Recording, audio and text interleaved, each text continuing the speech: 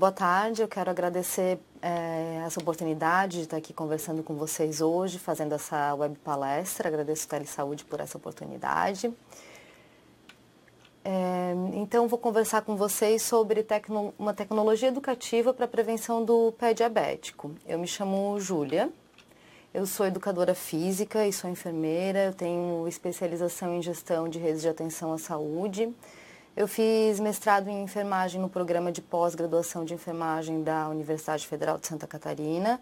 O doutorado eu também fiz no mesmo programa, aqui na universidade. Ambos eu tive a oportunidade de desenvolver pesquisas no quais eu trabalhei com pessoas que têm diabetes e na temática da resiliência. Eu sou integrante do Laboratório de Pesquisa e Tecnologia em Enfermagem e Saúde à Pessoa em Condição Crônica, o NUCRON. É um laboratório aqui da universidade também, do Departamento de Enfermagem. Esse laboratório já tem 25 anos e há 10 anos eu integro esse laboratório e venho desenvolvendo principalmente estudos com pessoas com diabetes.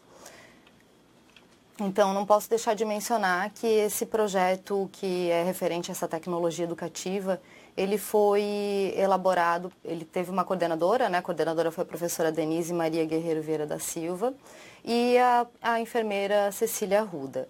Eu também faço parte dessa equipe e para o desenvolvimento do mesmo a gente contou com também integrantes do nosso grupo de pesquisa, que foram a Soraya, a Franciele, a Karine, a Cíntia e a Priscila.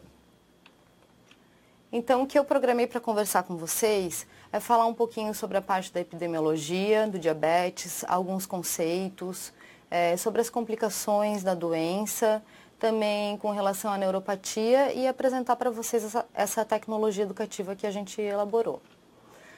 Eu trouxe essa imagem para vocês, que é uma imagem, que é uma figura que eu peguei da Federação Internacional de Diabetes, é bem recente, vocês podem ver que data de 2017 e é interessante que ela aborda que 425 milhões de pessoas no mundo têm diabetes. Isso foi uma estimativa do ano passado, né, que então é muito atual. Dessas 425 milhões, 327 milhões estão na faixa etária dos 20 aos 64 anos. E 98 milhões de 65 a 79 anos.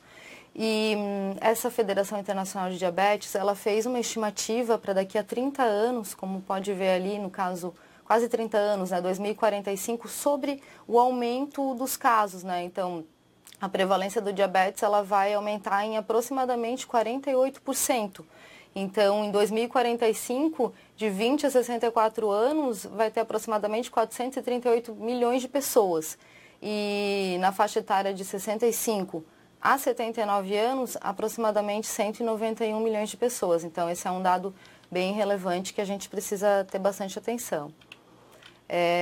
Essa outra imagem também desse mesmo material, aponta, então, essa questão do aumento em cada um dos continentes ali, eles fizeram essa divisão, mas eu gostaria de chamar a atenção mais para a América do Sul e Central, que a gente vê ali onde o nosso país está localizado, e esse aumento para 2045, então daqui a aproximadamente 30 anos, vai ser de 62% a prevalência do diabetes, que é um dado bem relevante também. Como eu mencionei, 425 milhões de pessoas atualmente no mundo têm diabetes e no Brasil são aproximadamente 13 milhões, né? Então, é um número bem relevante e isso enquadra o Brasil como o quarto país com maior prevalência de pessoas com diabetes no mundo. Numa listagem que foi feita também pela IDF, de 10 países o Brasil está em quarto lugar, né? Então, o DM está entre as 10 maiores causas de mortalidade no nosso país.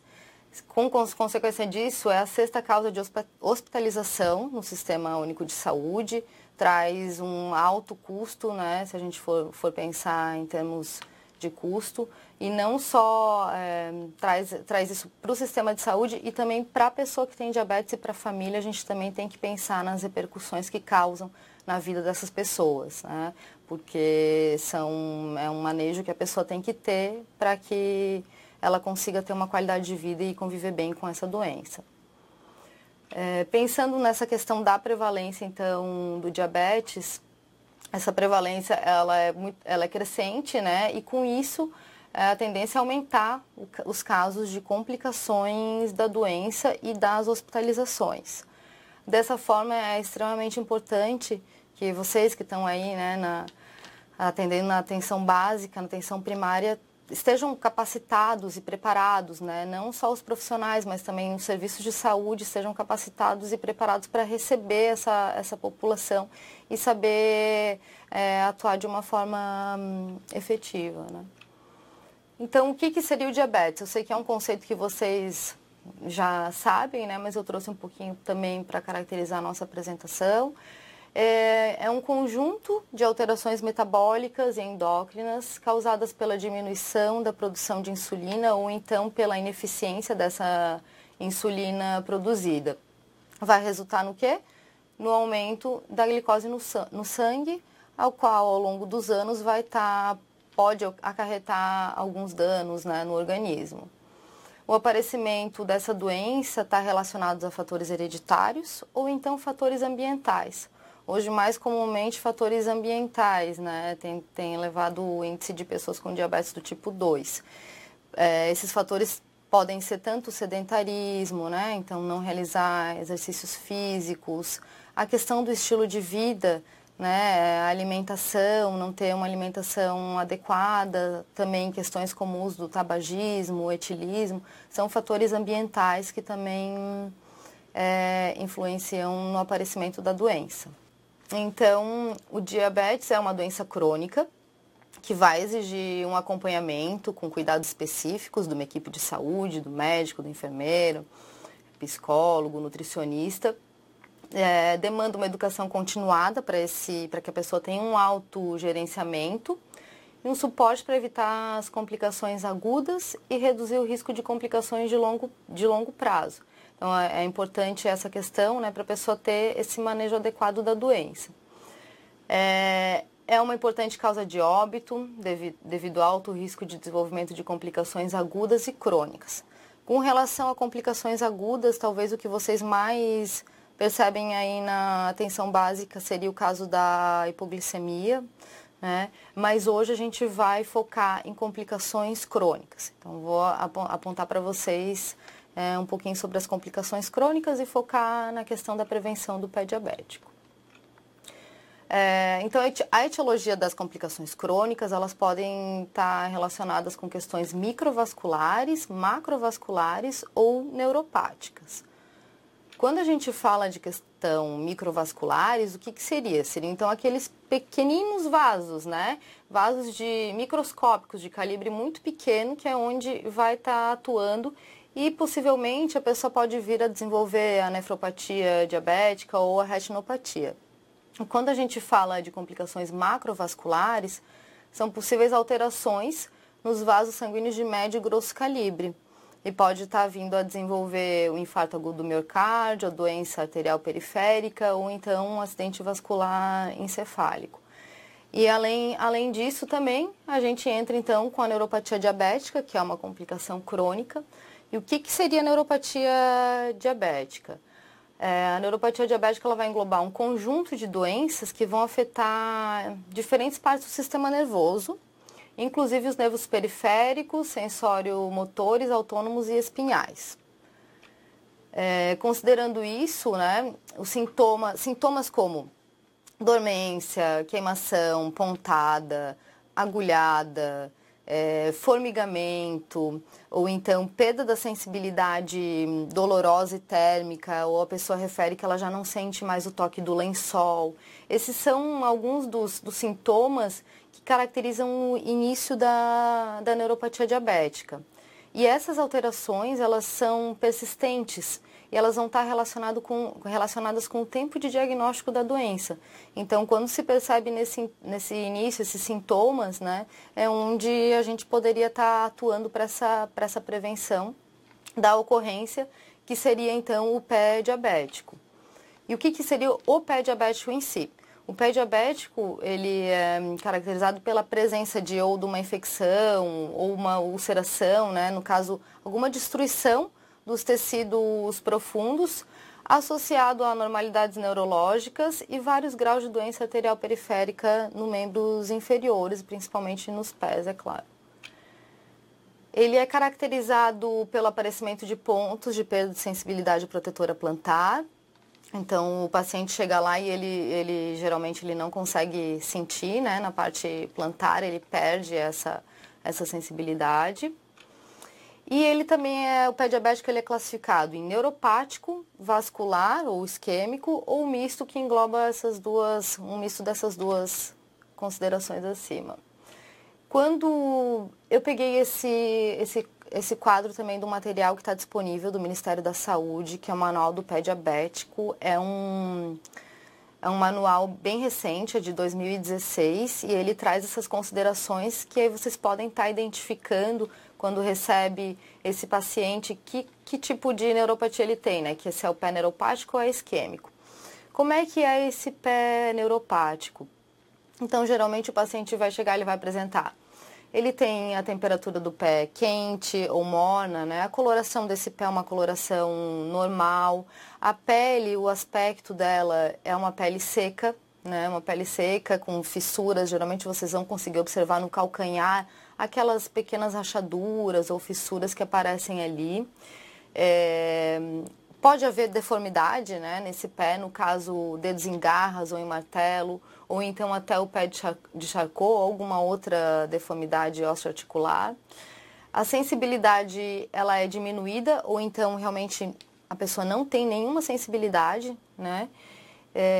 Se você for verificar os pulsos, esse pé dessa pessoa vai apresentar pulso amplo e simétrico.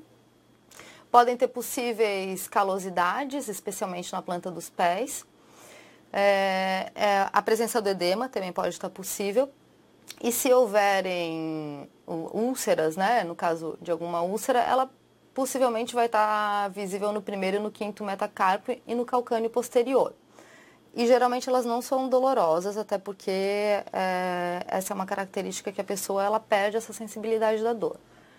Quando já se trata do pé isquêmico, é o pé diferente. Esse pé, ele já é um pé frio, é um pé mais gelado, né? Pálido com a elevação. Então, se você elevar esse pé, ele vai permanecer pálido, ou cianótico, né? Com o declive. Esse aspecto dessa pele vai ser uma pele mais fina, mais brilhante. Geralmente não tem nenhuma deformidade.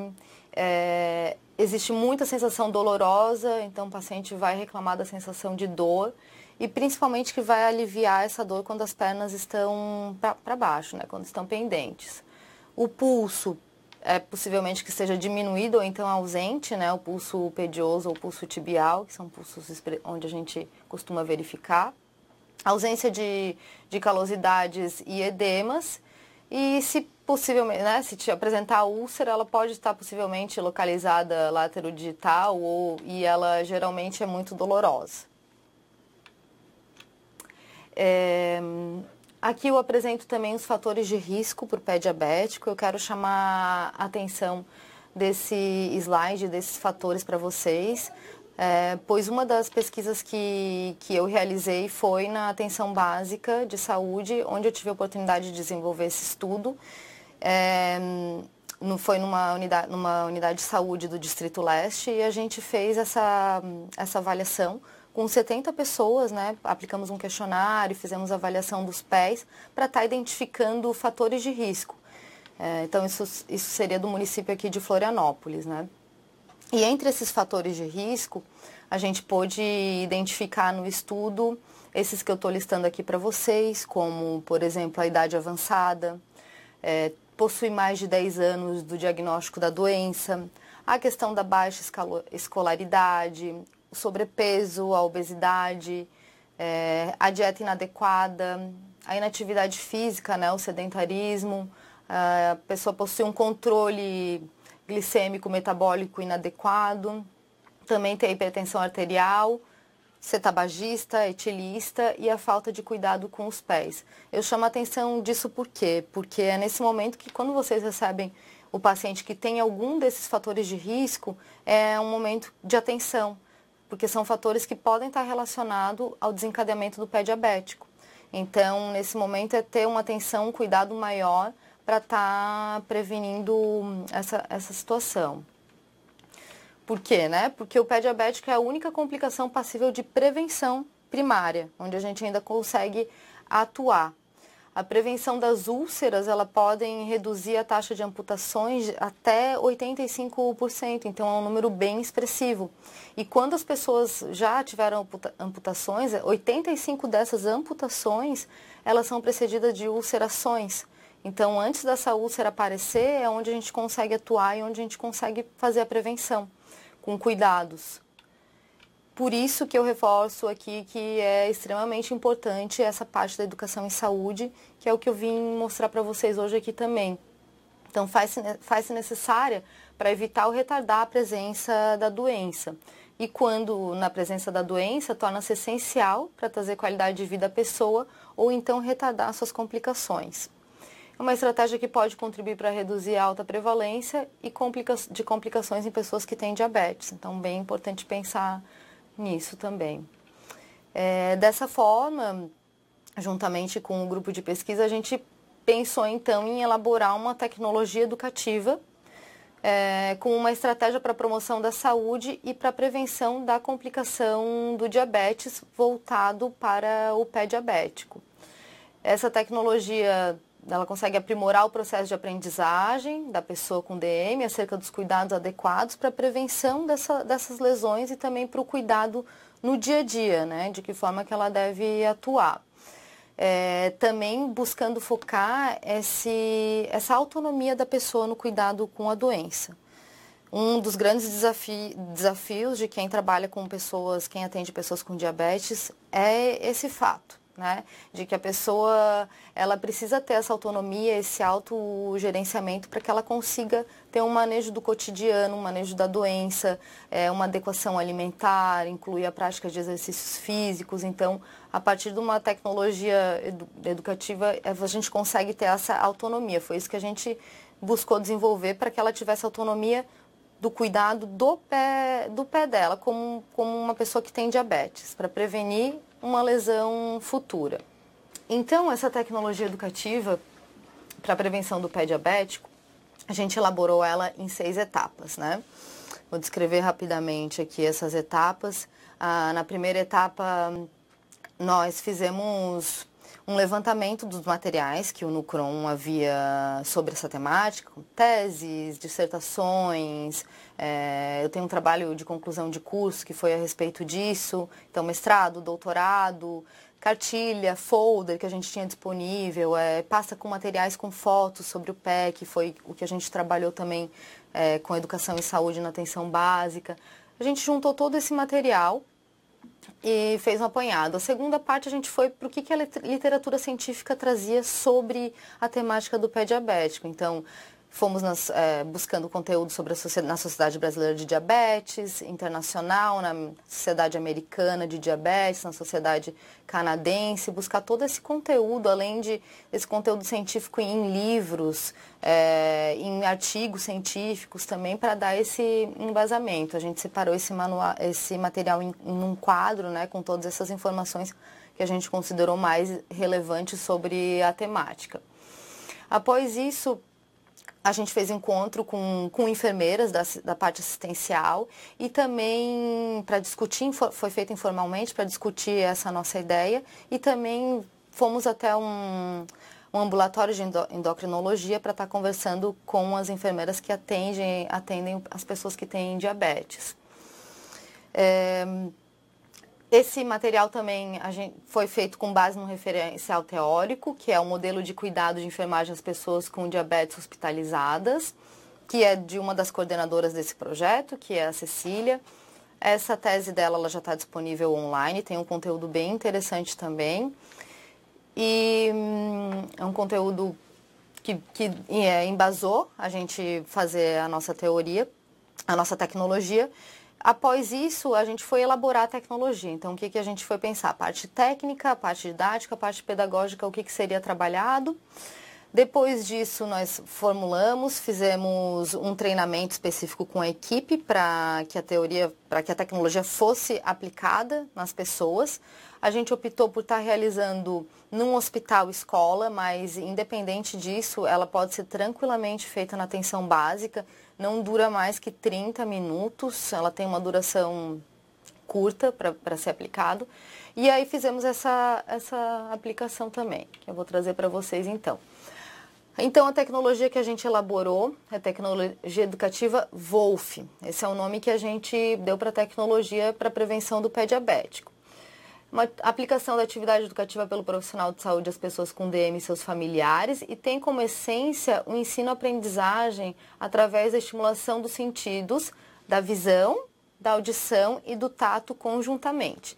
Então, mais um fator importante aqui é também trazer o familiar junto para a consulta, quando você for fazer quando for aplicar a tecnologia em educação e saúde, porque é importante que sempre tenha uma pessoa da família ou um cuidador para estar dando esse apoio, esse suporte, porque às vezes a pessoa pode não ter compreendido muito bem, então tem mais um familiar que pode estar reforçando esse cuidado. Então, por que tecnologia educativa Wolf? Seria o ver, o ouvir e o fazer.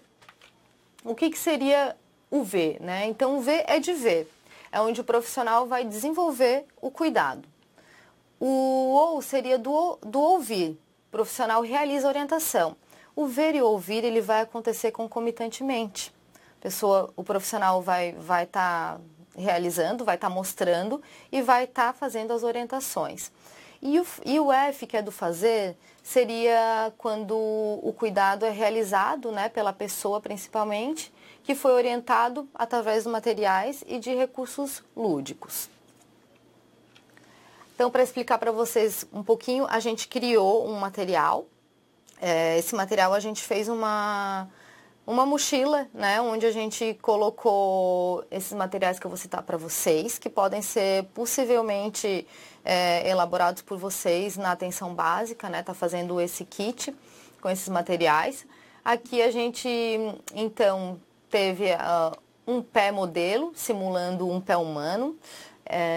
Esse projeto ele não teve nenhum subsídio financeiro, então a gente, como integrante, nós arcamos com as despesas, mas assim, posso já dizer aqui que não foram custos muito altos. Esse pé, que é o pé que vocês conseguem ver ali, ele é um pé de borracha e ele foi disponibilizado por uma loja de calçados ortopédicos aqui do município, aqui da cidade. E ajudou bastante também, mas a gente também tem um outro pé que ele foi feito de um outro material, foi confeccionado. Então tem outras possibilidades de vocês estarem também tendo acesso a esse pé, né? Dispomos também de um espelho pequeno, diferentes tipos de sabonetes, que seriam o quê? Sabonete neutro, né, ou aqueles com base de glicerina, e sabonetes perfumados, 2, 3 de cada modelo. Uma toalha pequena e o papel toalha, um frasco com creme hidratante, diferentes instrumentos de corte de unha, e no caso, se você utilizar isso durante a educação e saúde, então usar o álcool 70 após, né? Kit de unhas postiças e fita adesiva dupla face, eu vou explicar para vocês o porquê disso. Diferentes tipos de meias também, então uma meia de nylon, uma meia de algodão, uma meia mais fina, uma meia mais grossa, e diferentes tipos de calçados. Então, o que a gente colocou nesse material aqui?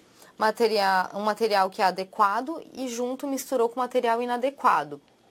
E aí fez esse kit, que foi o kit que vocês podem estar montando aí para estar realizando a prevenção. Então, como que esses cuidados com os pés foram elaborados para a prevenção? A gente fez um roteiro que foi composto por 8 perguntas, que eles vão nortear essa questão da prevenção para vocês estarem realizando. E é bem simples. Então, funciona da seguinte maneira. A primeira pergunta, como realizar a autoavaliação dos pés? Então, na parte do ver e do ouvir, o profissional pode utilizar o pé que ele tem disponível, né, o pé molde, e ele vai também utilizar o espelho e vai estar mostrando o que a pessoa tem que observar nesse pé, né? Então, primeiramente que tem que olhar diariamente para o pé, olhar se a pessoa, essas são as orientações, né? O ver e o ouvir. Então vai passar as orientações. Olhar diariamente para o pé, olhar entre os dedos, olhar o tamanho do corte das unhas e o formato, olhar se tem presença de fungos, de micose, se tem rachadura, se tem calo, olhar o dorso, a planta, olhar o pé em si, né? Entre os dedos, então fazer uma avaliação. E aí na parte do fazer, o profissional entrega o espelho, entrega o espelho para a pessoa, ou então para o familiar, para auxiliar, e aí você já pode perceber também, porque às vezes as pessoas elas têm um pouco de dificuldade de se mexer, né? Então o uso do espelho vai ajudar a facilitar. Então no fazer, o próprio paciente vai identificar no pé dele o que ele tem ali. Todas as questões que eu apontei e que a gente pode ver nas figuras. E aí ele vai estar operacionando, vai estar fazendo. A segunda questão seria qual produto utilizar para lavar os pés e a temperatura da água. Então, no ver e no ouvir, o profissional vai disponibilizar esses sabonetes, né, como eu falei para vocês, então sabonete neutro e sabonete perfumado. E ele vai optar pelo sabonete neutro e vai mostrar para a pessoa que o sabonete neutro é o adequado para fazer a higiene dos pés. E que a temperatura da água ela tem que ser uma temperatura morna, até porque pode estar ocasionando a presença de queimaduras, né, quando a água está muito quente. Às vezes a pessoa não tem noção nenhuma da temperatura da água e a gente já pegou casos assim de queimadura de água bem grave também. Então vai explicar essa parte e no fazer vai pedir que a pessoa escolha que tipo de sabonete ela optou, certo? Então, a terceira pergunta é como secar os pés. Nessa parte aqui a gente leva uma toalha, né? E aqui entra o papel toalha e a gente mostra, claro, que a pessoa, o ver e ouvir seria mostrar, secar entre os dedos, né? Secar esse pé de borracha entre os dedos, podendo estar utilizando o papel toalha ou uma toalha em si. No caso do fazer, a gente proporciona que a pessoa pegue o papel toalha e ela mesma seque entre os dedos, né? Porque não é só secar o pé, como algumas pessoas fazem e esquecem de secar a parte interdigital. Tem que secar a parte interdigital para estar evitando a proliferação de bactérias, de fungos. Isso é bem importante, principalmente para quem tem diabetes. O quarto item que guia o nosso roteiro é como utilizar cremes hidratantes. A gente vai o profissional pega o pé de borracha, faz o ver e ouvir, passando o creme na planta, no dorso, nos calcanhares, pode passar em cima dos dedos, né? Só não vai passar entre os dedos. E vai mostrar isso e vai também falar que não é passado entre os dedos. O fazer, a gente oferece o creme e a pessoa pode passar no pé dela e a gente reforça mais uma vez essa questão de não passar o creme entre os dedos pela questão também de estar causando umidade ali e estar proliferando fungos ou bactérias, certo? A próxima pergunta, as duas perguntas que norteiam são a quinta pergunta, né? Como e com que frequência cortar as unhas? Então tá aqui um ponto bem importante que tem que ser muito bem falado, né? Tem que ser muito bem explicado para essa pessoa, que é com relação a esse corte e frequência das unhas.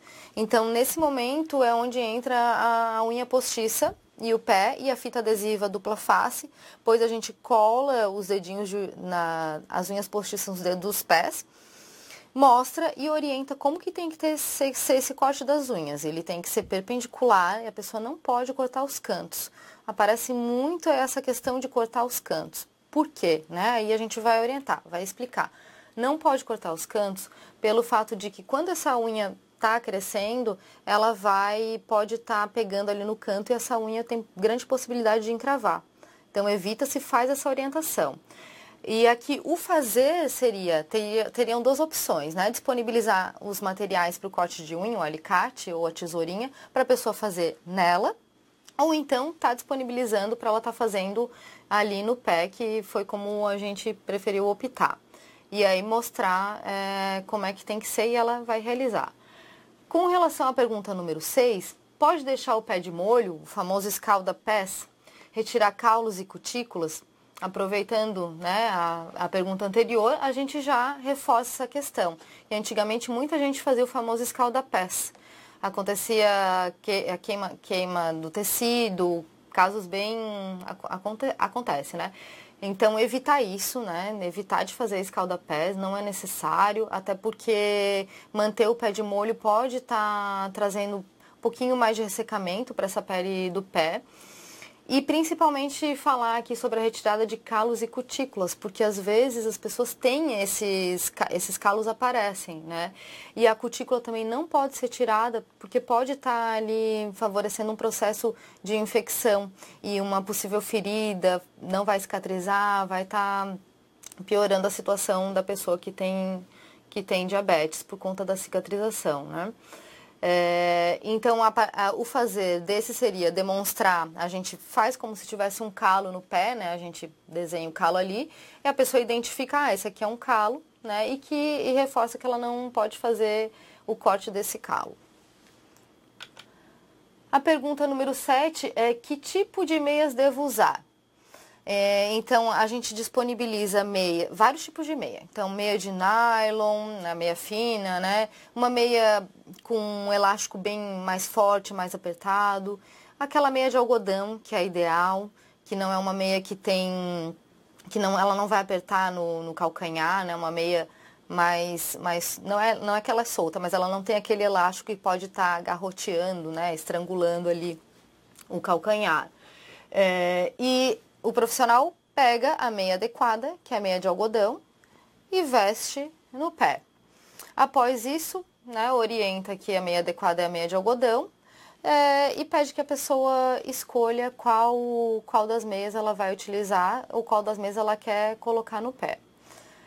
E a 8ª pergunta e a última: quais os tipos adequados de sapatos? Então, que a gente dispõe também, pegamos alguns sapatos como tênis, sandália aberta, de salto, rasteiras, enfim, diferentes tipos de sapato a gente dispõe ali na frente da pessoa, e o ver e ouvir a gente mostra qual que é o calçado adequado.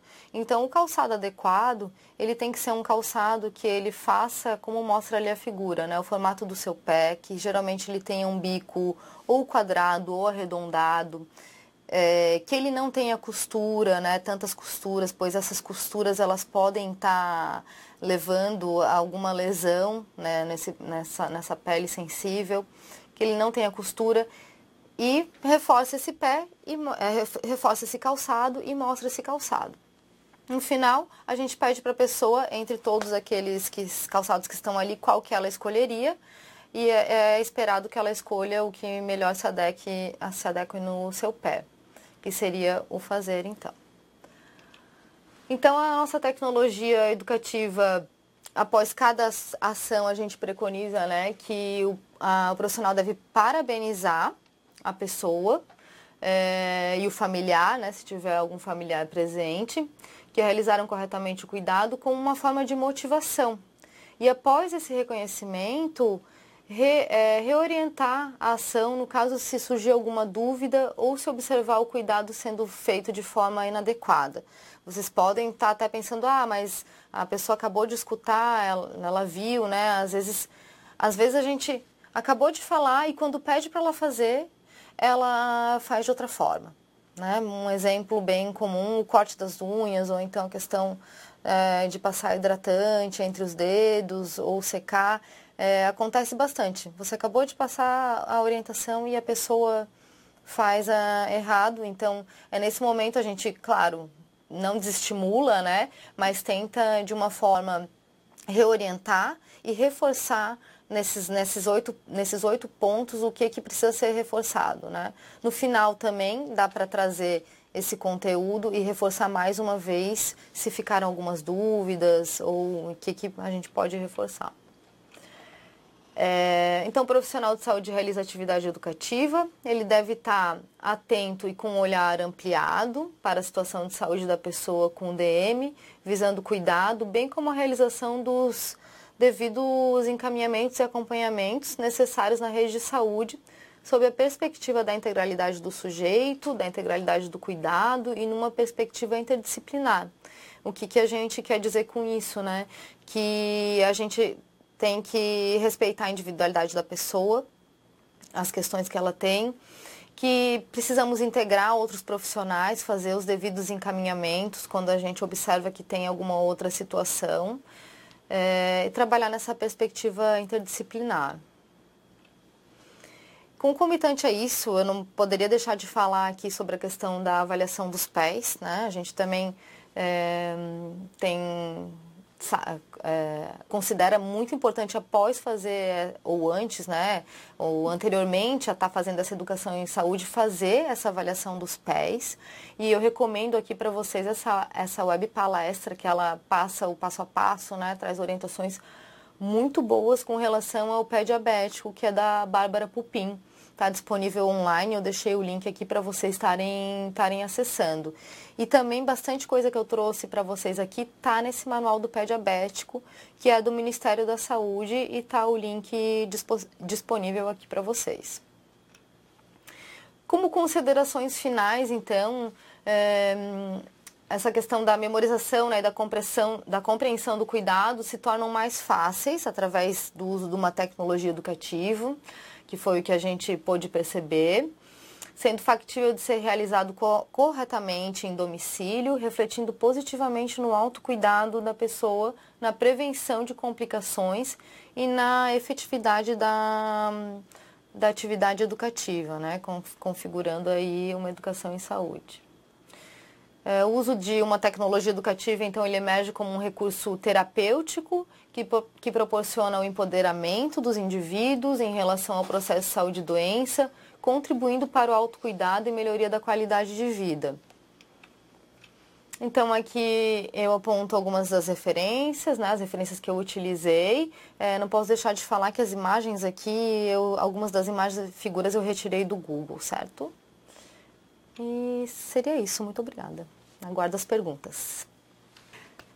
Então, eu gostaria de agradecer a oportunidade de estar aqui divulgando esse material, essa tecnologia que a gente traz como educativa. Nós, do grupo de pesquisa no CRON, a gente está disponível para tirar qualquer dúvida. Esse é um material que está em fase de publicação ainda, então a gente já foi encaminhado para uma revista científica, todo esse passo a passo e toda essa questão de como realizar essa tecnologia educativa. E se surgir mais alguma dúvida, vocês podem estar me procurando também, ou aqui, ou alguma das integrantes que estão no grupo disponíveis para atender. Se também tiver alguma questão relacionada à avaliação do pé diabético, a gente também pode dar esse suporte. E com relação à elaboração desse material, do kit e do treinamento, qualquer ajuda que vocês precisarem, nós estamos à disposição. Agradeço o Telesaúde pela oportunidade e uma boa tarde a todos. Obrigada.